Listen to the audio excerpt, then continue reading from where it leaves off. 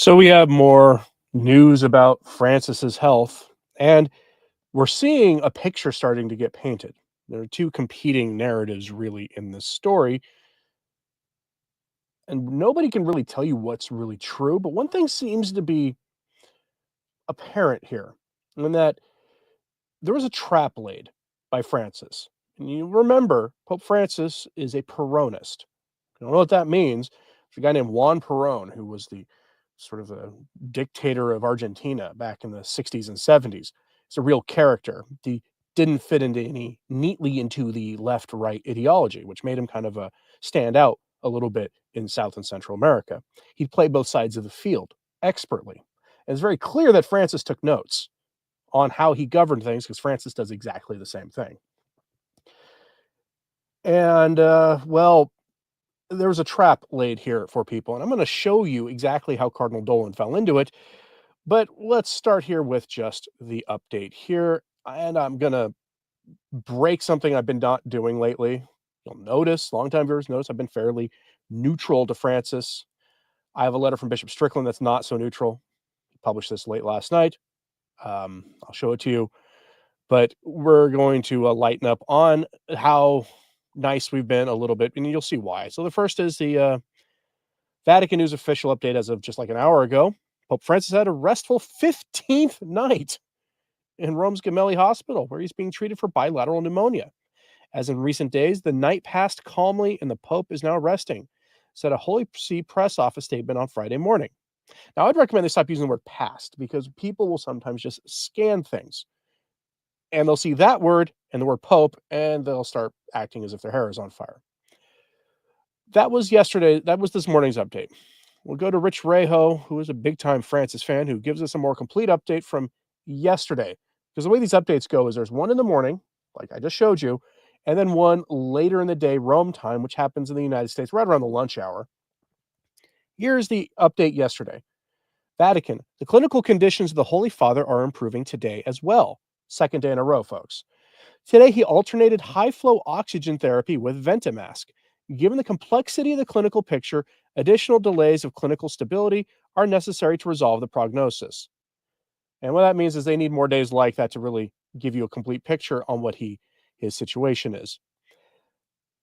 This is the signs are that he's recovering.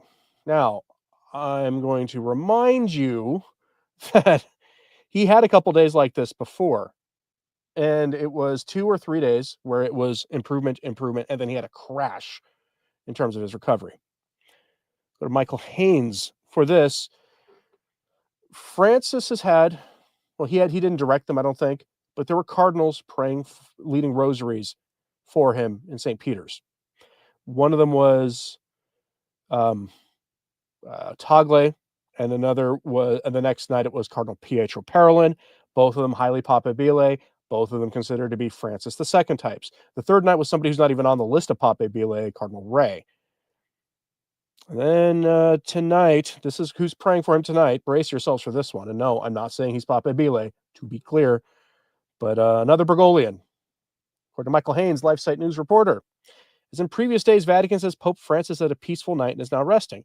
Today, his close aide, Cardinal Victor Manuel Fernandez, will lead the rosary in St. Peter's Square. It is worth noting that while I don't think he's going to be Pope, it's often that the people who step out onto the loggia who become Pope are not always the ones who make the top of the list of the most likely to be named Pope. Go back to 2005, and you will see that we very nearly had a man named Jorge Mario Bergoglio as Pope, who came out of nowhere, according to all the analysis from that time. Cardinal Ratzinger, Benedict XVI, narrowly edged him out, according to all the reports at the time.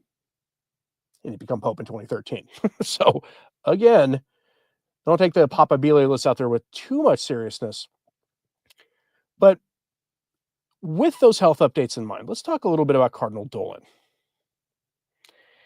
Here is Cardinal Dolan on his Sirius XM radio show. Shay, good to be with you again, everybody. I mentioned yesterday how we're all praying with and for our beloved Pope Francis.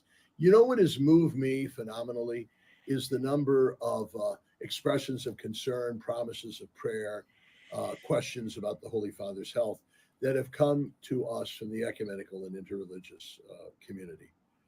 Right. So what he says here, and he goes on a little bit, talk about this. There were Eastern mystics who kind of venerate that statues of that fat guy. You know who I'm talking about. YouTube does not like us poking at other religions here, but those guys held a prayer meeting, apparently with the permission of, at first I didn't think it was with the permission, but then I saw reports with the permission of somebody who's considered one of the more traditionalist cardinals who could become Pope Cardinal Ranjith, somebody who most traditionalists would be quite happy to see as Pope. Except if he's playing the ecumenical game, most of that anyone who's willing to play that ecumenical game is tacitly denying the necessity of Christ that way. So again, it's nice to see other people doing whatever they think is good to spiritually to help Francis. I guess that's nice, but we're not here about being nice. So you have to remember Christ is king. He is the only way to the Father. And if we're going to have anybody who's going to be if Pope, it'd be nice to have that person, no matter how trad they appear, to remember that basic thing. But Cardinal Dolan goes on to talk about this, and it's a much more measured thing because, well,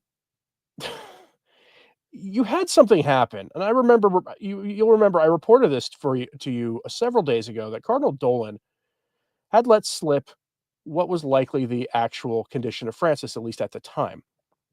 He suddenly made a public appearances offering masses publicly at cathedrals and things, which were a little out of keeping with him. And he let slip to the media that, Catholics everywhere are praying for a dying Holy Father, saying that Francis was dying. That's what he was saying.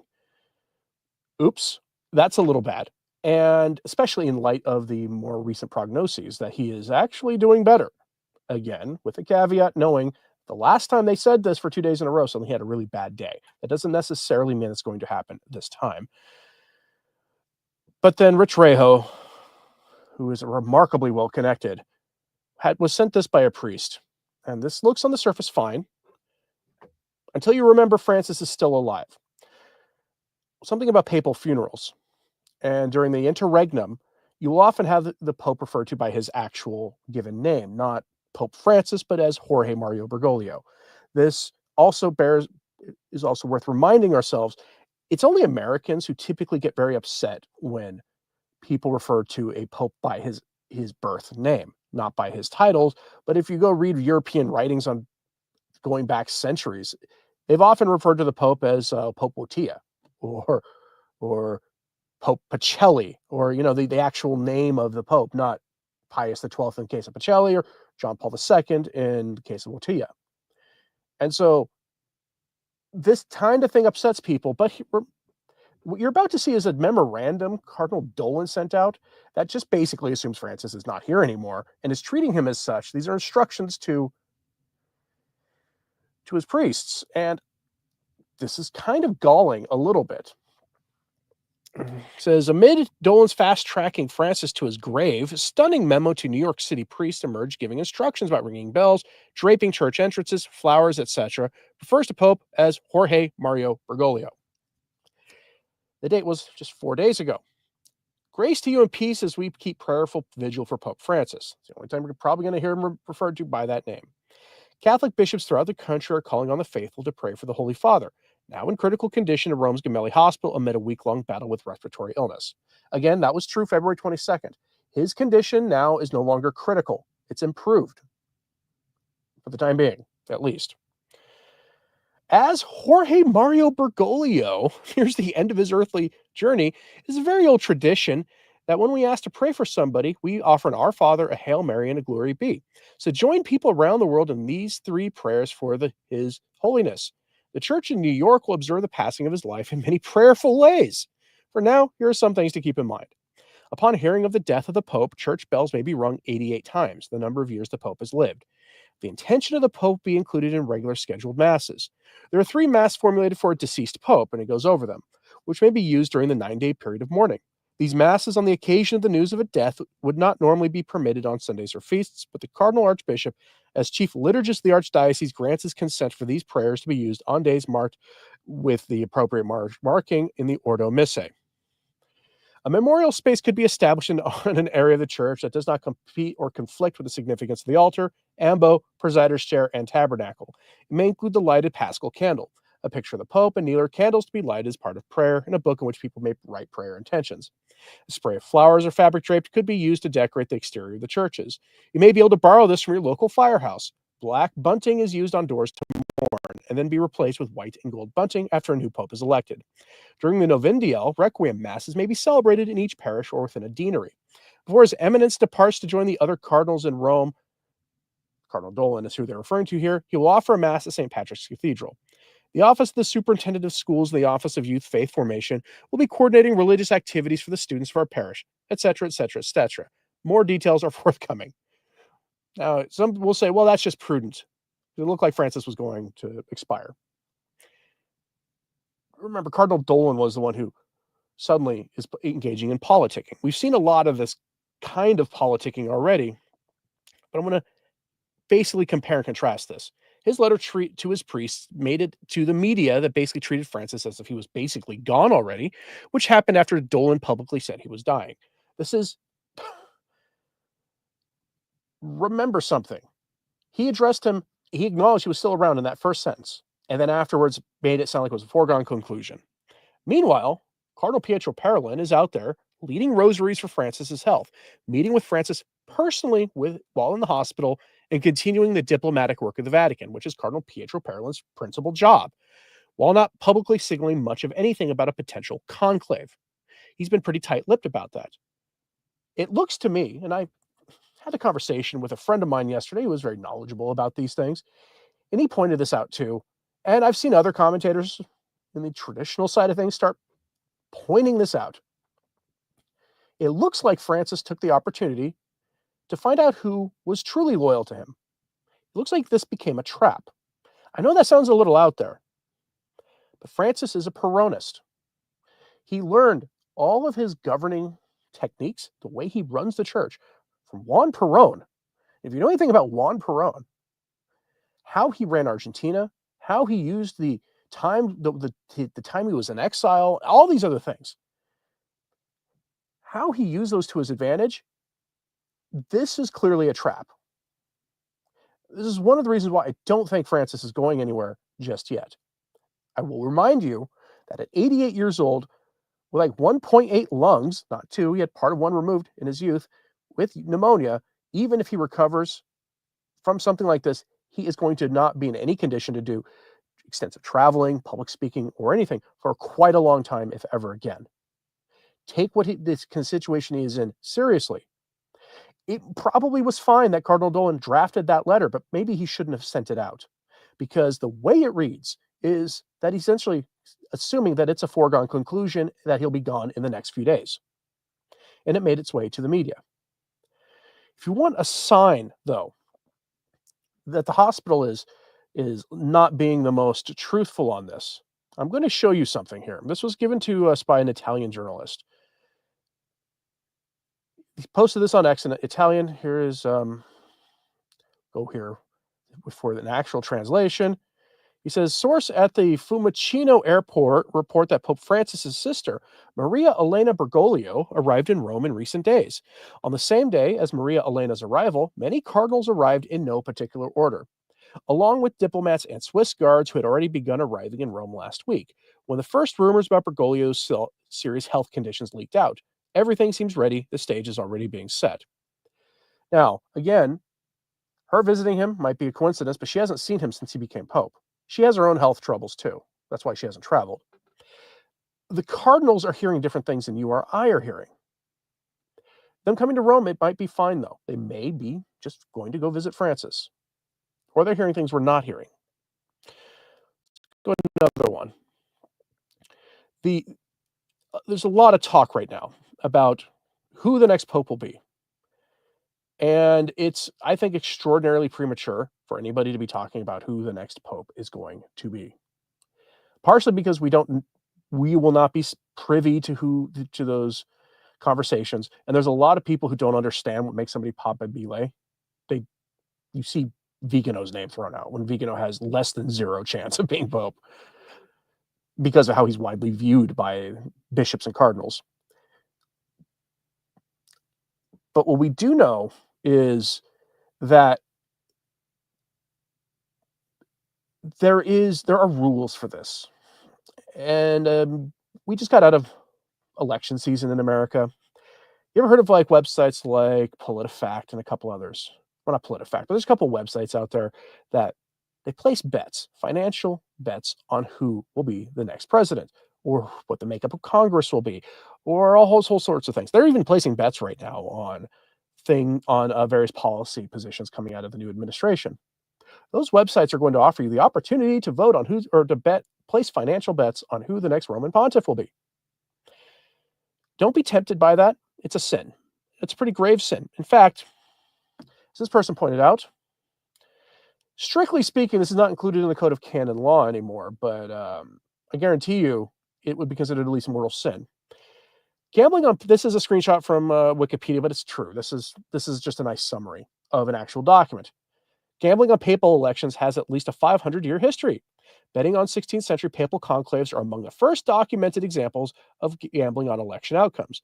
During the same period, gambling was also common in the outcomes of secular Italian elections, such as the Doge of Venice. Pope Gregory the 14th made gambling on papal elections punished by automatic excommunication. Bear that in mind as we head into this, whatever is going to come. Tammy Keller with the super chat, thank you, appreciated. The reporting on various conditions and various reactions to his condition is reminiscent of the Soviet Union to reveal opposition and supporters among the circle. Francis doesn't like eager subordinates. That is absolutely true. 100% true, Damien. Francis has never been a fan of ambitious subordinates. This is one of the reasons. I'm going to give you an example that'll hit close to home for most of you. You remember the traditional Latin Mass kerfuffle, Traditionis Custodes, and all the rest of it? After Traditionis Custodes, we got the responsus ad dubia. That was a number of cardinals and bishops wrote dubia, questions about Traditionis Custodes to the dicastery for the liturgy, Cardinal Arthur Roche, who then gave us another hammer blow in response, which made Traditionis Custodes worse. After that, there were rumors based on the behavior of Rome that we're going to get another traditional Latin Mass ban, and it was going to come down the pike. Rate Caeli reported on this, and that turned out not to be true. Hence why you got to be careful with rumors. But reportedly, consistent from various people, various journalists with sources in Rome, the reason Francis didn't sign another traditional Latin Mass ban was because the people who wanted him to sign it were way too eager. It was clear that they had ambitions of their own, that they were doing it for their own personal reasons and not for Francis's reasons, at least, or maybe if you want to be more charitable, reasons aligning with the good of the church, if you want a more charitable interpretation of that. You see this a lot around him. It's why you may have noticed Cardinal Fernandez doesn't speak much about anything publicly. He just issues documents that align with Francis's mission perfectly. He was selected because he is somebody whose ambitions, if he has them, he understands that the best way to fulfill them is through loyalty, not through independent action. Compare that to Cardinal Dolan, who practically declared Francis gone already through his own what he let slip to the media last week, and what he let slip to his priests this week. Cardinal Dolan is going to be in a real rough place if Francis actually continues to make a recovery.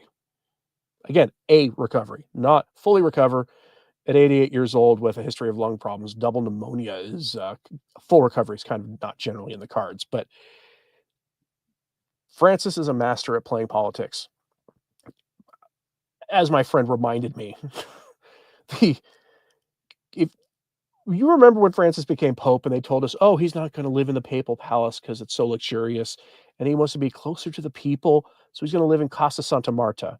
And they made Casa Santa Marta sound like kind of a nicer than average, but otherwise business class hotel. That's kind of how they played it up. Imagine you're, instead of staying at a Holiday Inn Express, you were going to stay at the business class version of a Hilton. One step above a Holiday Inn Express, but still reasonable. No one would ever say anything negative about living the luxury lifestyle there. But Casa Santa Marta is a luxury hotel. And the other thing about Casa Santa Marta is that's where all the senior Vatican employees typically are. Francis stayed there lives there because he wanted to be close to the action, because he wanted to know what people were saying and what they were doing, and wanted to be not distant from the people around him. He's a master at this. And people forget that, especially it seems the people who are often talked about as being a moderate choice for Pope. Cardinal Dolan, for whatever reason, is considered a moderate choice. He's moderate in a post-conciliar sense. This is why there's like this chart floating around out there that shows most of the cardinals Francis made are actually fairly conservative. They're not conservative. Most of them are actually moderates at best. They're the kinds of people who will not undo the things Francis did. Or if they do, it'll be like around the edges. If you take the broader view, you'll see why traditionalists get very radical about this. And the other thing that is just remarkable is there's now an attempt to whitewash Francis happening. Lila Rose, of all people, who should know better, posted this. She says, why listen to the Pope? For the same reason you listen to your pastor. Why do media cautious conservatives, who are often skeptical of the mainstream media, accept their portrayal of Pope Francis? He's not the enemy of the conservative movement. He's a friend. Right. Give me a break. Francis's history is playing fast and loose with the life issue. Francis's history is being more than open to changing church teaching on things directly related to that issue. Contraception, for one. He plays very fast and loose with that. Look at Amoris Laetitia. Marriage. You can go on and on. Fiducia Supplicans, the James Martin stuff. You can just go on and on and on. There's a difference between, hey, we're going to tone our rhetoric down a lot while it looks like he might not be with us more because that's an act of charity and an act of prudence, versus suddenly changing reality. And if you want a reality check, this is a letter published late last night by Bishop Joseph Strickland on his Substack. I will have links to this and everything else in my show notes at returntotradition.org a few minutes after this live stream is over. Here is his letter. It is not terribly long. It is an instruction or a reminder to the cardinals who will be participating in the next conclave about what the church needs. Your Eminence, as you approach conclave, an open letter from Bishop Joseph Strickland. And yes, I have his permission to give you these, by the way. Your Eminence, very soon you will travel to Rome with the intention of electing a successor to St. Peter. I know that you take your responsibility to elect a true and holy pastor seriously. Yet, as the conclave approaches, I feel bound and conscious to share my deep concern, which I know is shared by many bishops, clergy, and members of the lay faithful, that this conclave will attempt the election of a man ineligible to hold the office of Pope. Therefore, with the greatest humility, I ask you to keep in mind that the papacy is not a human political institution to be passed between factions, but rather a divine institution established by our Lord Jesus Christ for the salvation of souls. This is also why I take this opportunity of recalling to your mind that there are conditions established by divine law that govern papal elections. Only an individual that is male, who possesses the use of reason, and is a member of the Catholic Church can be elected to the Roman pontificate. And as Pope Pius XII and the whole tradition of the Church teaches us, there are 3 conditions for membership in the Church. 1, valid baptism. 2, public profession of the Catholic faith. And 3, obedience to the legitimate authorities of the Church. A man who does not fulfill these conditions is not a member of the Catholic Church and cannot be elected as her visible head. Any attempt to elect him as Pope will be null and void. Your Eminence, I would also recall to your mind that you have a grave obligation before God to refuse to give assent to the election of any candidate who does not fulfill the conditions established by divine law.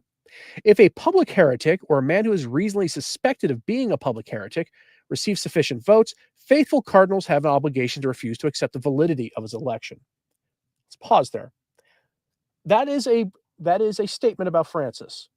This is a statement about Francis II, basically. If you try to give us somebody who has a track record as cardinal of being a heretic, then we have the right to call his election into question. That is an enormous statement he's making there. The suffering and confusion of the faithful have now reached a level unparalleled in the history of the Church.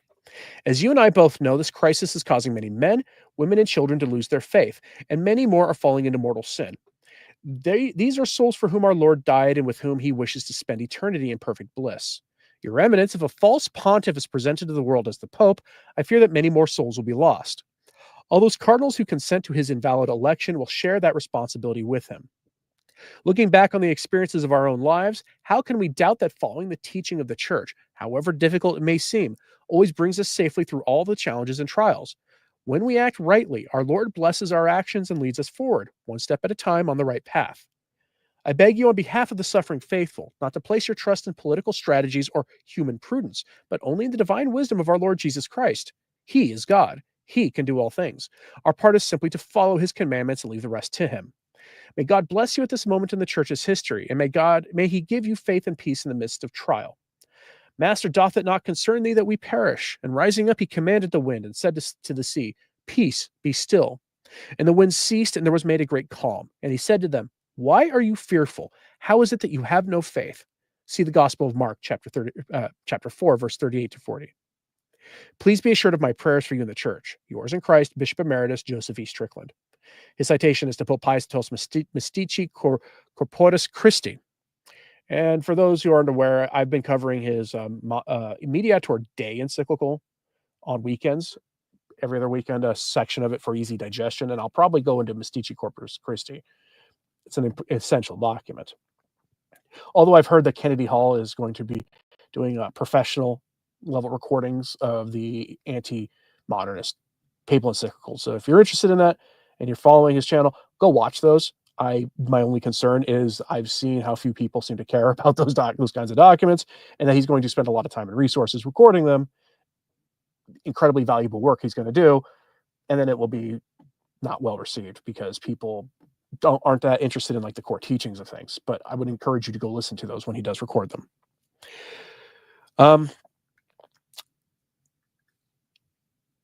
There is two competing narratives going on right now. One is the official narrative from Rome. 2 days in a row now, Francis is recovering to the point where he's no longer critical condition, but they will still not give a prognosis. They have said they need several more days like this before they can give a prognosis. Basically, how long will he be in the hospital for? My expectation is that he will make a recovery, but he's going to be in the hospital for most of March, which is why it's odd that he summoned the cardinals to Rome. Some have said, as I covered yesterday, that's a sign that he's going to resign. Bergoglio will not resign except for one condition. I can see one condition. Remember the Peronist politics. He, if he were to resign, would be able to manipulate a conclave. And that's right. That's in keeping with him. This is why Bishop Strickland has that letter, reminding them of their duty to elect a Catholic as Pope. Notice he didn't mention anything about being, traditionalist, super conservative, all these political terms we use. I use them because you need to have a way of differentiating between the likes of Cardinal Tagle and Parolin and Francis from Burke. Or if you prefer, the Sedevacantist Bishop Sanborn. Or, you need ways of describing people so you understand. Categories exist for a reason. But he didn't do that in there. What he reminded people is you need a Catholic in those positions. Because a public heretic, someone who knows that what they're teaching conflicts with what the church has always taught, who works to change the church's teaching on things, that is a formal heretic, and they are no longer Catholic. And as such, their election to the pontificate would be dubious at best. Because you have to ask yourself a basic question whose answer is obvious. Can someone who is not a Catholic be elected Pope? The answer to that's pretty obvious, but it's an uncomfortable question because you start going down a really dark path with cascading questions that come from it. This is why a lot of people turn to sedevacantism. Other people just walk away. Saw a number. Go into it tomorrow, I think. Here's your hint. New research is out from a organization that frequently does research on the health of the Catholic Church. Secular organization. And their answers, their questions are usually pretty middle of the road. They don't seem to care that much. They just want the data. We always crow about how great our RCIA, or I guess OCIA classes are now. 85% of the people in those RCIA classes leave the faith after they're confirmed as Catholics. 85%. 85% of people who get confirmed at your typical Novus Ordo parish, young people, they leave. Now, we don't know how many of them come back when they're middle-aged or older. But 85% is not merely unsustainable. It's catastrophic. Bear all that in mind, because the next pope, if you want to know what question the pope has to address, whenever that next pope comes, that's the question they need to address. Why do so many people leave the faith? And why is it that so many people who still go to Mass on Sunday reject the moral teachings of the faith? To the point where they themselves know the church teaches X, Y, and Z, but they don't care. They walk away too, virtually, even if they are still going to Mass and illicitly receiving the sacraments. Why do so many do that? It's a question for the church to answer. And instead, they get hung up on political issues like migration and receiving Caesar's dirty money. Curious what y'all have to say about this in the comments.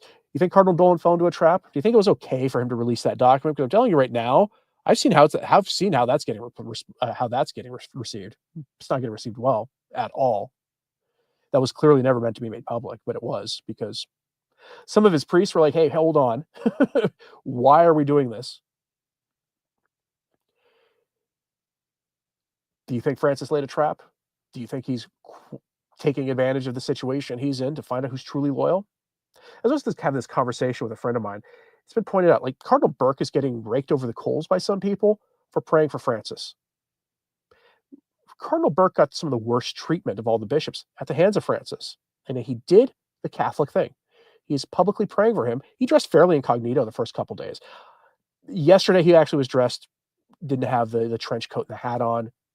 He dressed like you think of as Cardinal Burke when he's not in his full classic cardinal look with the. But I think it's because he found out he wasn't notified that people were noticing he was there, so he stopped trying to hide. But he's there praying front and center. And a lot of Francis's allies aren't there. Now, that's odd. That's very odd. Let me know what you think about all this in the comments. Like and subscribe if you haven't. It certainly helps. So does sharing this on social media. Oh, traditional Catholic was something interesting. It says the Spanish bishops announced that the Holy Father's condition fulfills conditions for him to resign. Yeah, I'm seeing this pressure going on. Francis, I doubt, is going to resign. I could be wrong, but because I'm not a prophet or anything. I could be wrong, but it doesn't seem the type, unless, of course, he wants to control the outcome of the next conclave himself. We shall see. That's why we cover this day to day. Damon Keller says, I would suppose that this is why the consecration of the new bishops of the SSPX is slow. Francis said yes, then handed it to the Curia to negotiate. Right. And that's a whole other question, by the way. The SSPX have the permission of Francis to consecrate new bishops. They've not made that public, but every source that I have close to the SSPX says exactly what Damien Keller said, who also knows a thing or two about the inner workings of the society. What happens if Francis does pass away? One of the reasons I don't care much for Cardinal Burke as a future pope is because he is so hostile to the SSPX that he'll revoke that. Absolutely will revoke that. Please pray for the church and everybody who spoke about today. We're not here to rile you up against anybody. I'm Anthony Stine. Oh, hold on. Sharon Felton says, thank you for bringing up Bishop Strickland's take. God bless you. Thank you very much. Anyway, I'm Anthony Stine. Ave Maria.